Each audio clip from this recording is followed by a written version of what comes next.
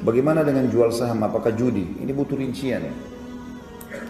Kalau misalnya saya punya perusahaan lalu saya buka saham, silakan saham saya mau jual sekian. Kalau ada yang mau ikut saya akan kasih persentase 5%, 10% segala macam. Dan perusahaannya jelas.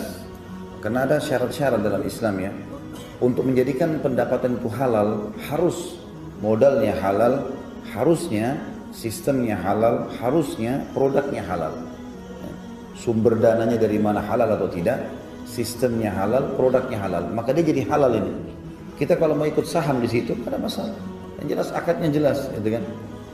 Ini dulu poin. Tapi kalau perusahaan itu memiliki salah satu pelanggaran dari 3 poin tadi, misal dasarnya perusahaan itu produknya haram, jual rokok misalnya atau jual apa gitu ya, khamr, atau misalnya sistemnya dia menggunakan sistem yang salah atau haram, ataupun memang kita tahu sebenarnya perusahaan ini awalnya dibangun dari modal yang haram, ini nggak boleh kita masuk saham di dalamnya.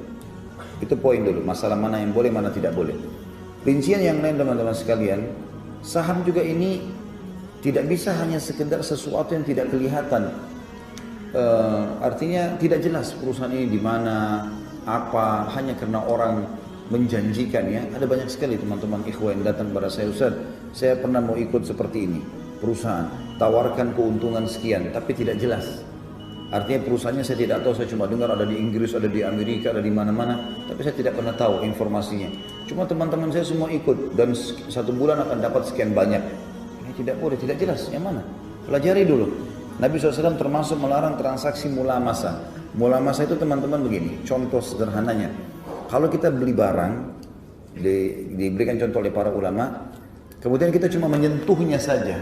Misal kita beli kain, kita beli baju, cuma kita sentuh saja, sudah saya mau yang ini aja. Tanpa mengeceknya, itu namanya mulamasa.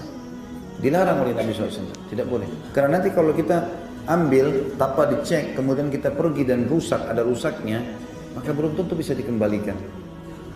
Maka ini saja sudah cukup untuk dilarang. Transaksi mulamasa. Sebagian ulama fikih mengatakan kalau misalnya ada orang jual baju, 2 toko baju, saya jual baju, dia jual baju. Kemudian pada saat ada orang yang mau beli baju dengan saya, produknya habis. Saya bilang sama teman toko di sebelah, tolong pinjamin dulu jenis baju yang sama, misalnya baju kaos. Lalu dia kasih, dia cuma lempar bajunya, saya ambil lalu saya masukin di kresek lalu saya kasih kepada konsumen ini. Ini jenis transaksi mulamasa. Kalau si pembeli tidak memeriksanya. Ini juga saya kan sekarang transaksi beli sama dia. Harus saya cek. Bagaimana kalau ada yang rusak? Konsumen ini komplain. Masa saya mau komplain lagi ke dia?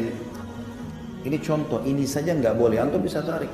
Kalau kadang-kadang datang larangan kepada hal yang lebih sederhana teman-teman, berarti hal yang lebih besar itu lebih pantas haram.